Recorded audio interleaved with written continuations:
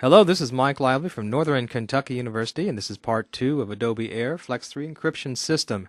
And we've been talking about the AES Advanced Encryption Standard, and we've taken a look at the site. We've downloaded the code and have it running in Flex, and now we're actually going to work with the code and get it so we can do something with it as far as extending it to more applications. Now, here's the code right here that we downloaded last time, and we have too many tabs here, so let's get rid of some of these tabs. So we're going to go to Source, and we can see all the tabs are brought in here through the tab navigator. And all we have to do is take out all the tabs except for the secret tab because that has the ASE code in it. So let's get rid of those. And I'll go back to design mode. And you can see now we have the secret key. Now at this point we're done with this particular application or this part, and we need to go to the secret UI. So go down here to the secret tab. Click on that. Let's take a look at the design view. And we have a number of tabs in here that we don't need, and we're going to have to go through this code and get rid of those tabs and rearrange everything to get the code that we want it to look like. So let me show you the code that we have running and the direction that we're headed with this program. So here's our final product with just a key, an input, and an output, and the ability to choose an encryption key or put your own in as well. So let's show you how to get there. So I'm in design view of the secret tab, and we have another tabs here that we don't need, and we're going to go through and get rid of those tabs. I'm going to show you the procedure, then I'm going to show you the finished code, and then you can download that from Google Code. So what you want to do first of all is understand why we're doing this. So if we go to source, there are two functions I'm very much interested in getting, in a sense, untying them from all these tab keys so they run automatically. And the first function is the encrypt function. So here's the encrypt function, but it has all these tab keys that I have to press to make it work. I want it to work automatically. I've already chosen my formats, so I can do that, but I just need to untie them from these tab buttons. And the other one, of course, is decrypt. So let's go ahead and take a look at that, how you untie these. For example, let's take a look at the AS button. If I click on that tab button, now the neat thing about Adobe Flex, when you click on something, it highlights that in the source code, and we can see we have all these different values that we choose from. Well, it's the ASE value that we're interested in. Well, where does that value go? Somewhere in the encryption function. So let's go and navigate down to the encryption function. And there's encrypt right there. And you can see right here you have a name.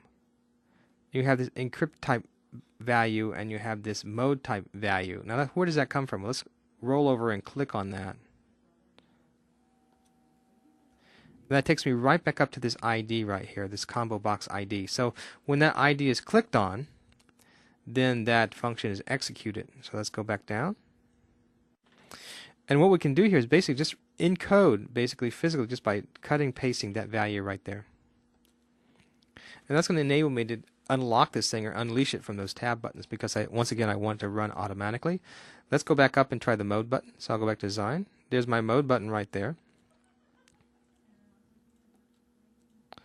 And I've already chosen the ECB format, so let me copy that.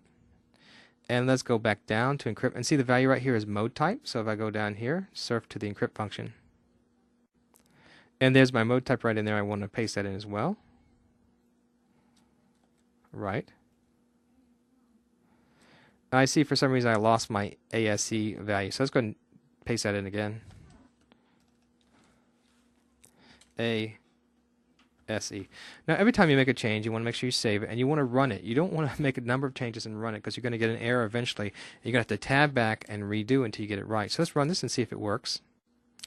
And there it is once again. Now it looks like you're selecting them, but you can't select anything else. You're actually automatically ASE is being selected, and automatically ECB is being selected. So you actually, since have decoupled yourself from these buttons, let's go ahead and check and type something in here. So if I put in a 64-bit key, and I just type in Mike, for example, and hit encrypt, it does. There's an error. So I got a problem here. I need to go in and troubleshoot that error. So let's dismiss that. And let's see. So you have to go step by step, and you have to check each thing that you do. Let's go back and see what the issue is. And I can see that I have the wrong name. It's AES, not ASE. So let's go ahead and copy that. Go back down and paste that in. Okay, so remember to save that so you don't lose it like I lost it last time. And now let's run it and see if it works. And just choose an encryption key and go ahead and type in a name or whatever you want to do. Hit encrypt. And I encrypted as a text, but I can also choose hex, which I'm going to choose in this particular example. And so that's great, but you want to make sure you can go the other way. So I'm going to erase my name and my little text there and go decrypt, and it does go back the other way. So now I know it's working. So make sure you check both ways, because you might make a change that causes an error one way but not the other. And that's essentially how you want to work with basically decoupling this code from these tabs. Now, it actually took me about, I guess, an hour and a half to actually decouple all these codes, to decouple all these tabs. So I'm not going to go through the whole process of doing that, but to show you how it's done. As far as everything else is concerned, it's pretty much an easy process of basically taking something off, then checking it. Let's go and get rid of this button now. I don't think we need it anymore, so delete that. And we can delete that, and delete this, and delete that. So we've gotten rid of 2 tabs. And now let's run and see if everything runs okay, or if we get an error. And we did get an error. Let's go see what's wrong. So let's click on this. And it needs that name string somewhere else once again. So we actually go down and copy that and paste that in. So let's go down to the encrypt button. And we're just going to grab the whole string here, since it's the same. Click on and go up to that first error right there. And just paste this in its place.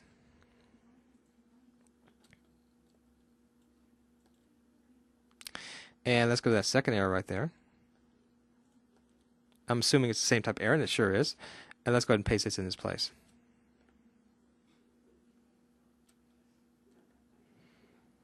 And now let's run the code again and see what happens. Let's save it and see if the errors go away. And indeed, the errors do go away. Now let's run the code.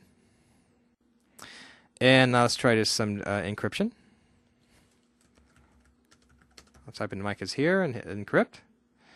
And encrypts, and I can choose hex to do that as well if I want. And let's decrypt that. So I'm going to erase this Mike is here text and hit decrypt. And indeed it does decrypt. Now let's see if we can work with this hex format and text format. Let's see if I can decouple from those buttons. So we're going to do one more thing. We're going to try to decouple from that first button right there, which says, okay, let's use a text to encrypt. So let's click on that button that highlights that in the source code. We can see there's actually 3 values you can choose from, and the value I want is text. I'm going to highlight that.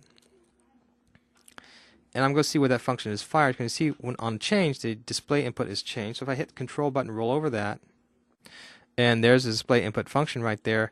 And it says when you hit the input format, you should select a value, and we want that value to be text. So we're just going to substitute text in there. And so what I'm trying to do here is decouple myself from that button right there. And you can see it's going to go through the switch case, and if it's not hex, if it's not B64, it's going to choose the hex.toString function. And now let's go ahead and save this and run and see what happens. And this time I did not get an error, and I'm going to go ahead and encrypt. And it's going to automatically choose text, so I don't need to put anything in there. And I'm going to encrypt, and I can choose hex if I want to. And then I can go ahead and get rid of the text I put in there and decrypt. So check both of them to make sure it's working. And it did. So this is the procedure for, in a sense, decoupling this program from those buttons. Once they're decoupled, then you can run the encrypt and decrypt functions automatically without worrying about these tab buttons, which allows you to put those in a program and gives you more versatility, and you can extend that to further applications. And that's exactly what we're going to do in the next program on creating a login system using Adobe Air. So that's all there is for this section. What I want you to do now is I want you to go take a look at the source code that I provided, given you, and click on the secret tab too. And this is the code decoupled from the buttons, and hit source. And I want you to go through this, and you can actually go through it and make your changes and see what you did wrong or right, and follow along with what I've done. It'll enable you to decouple yourself from those tab buttons. Now you're ready to use that encrypt and decrypt functions for a more robust program.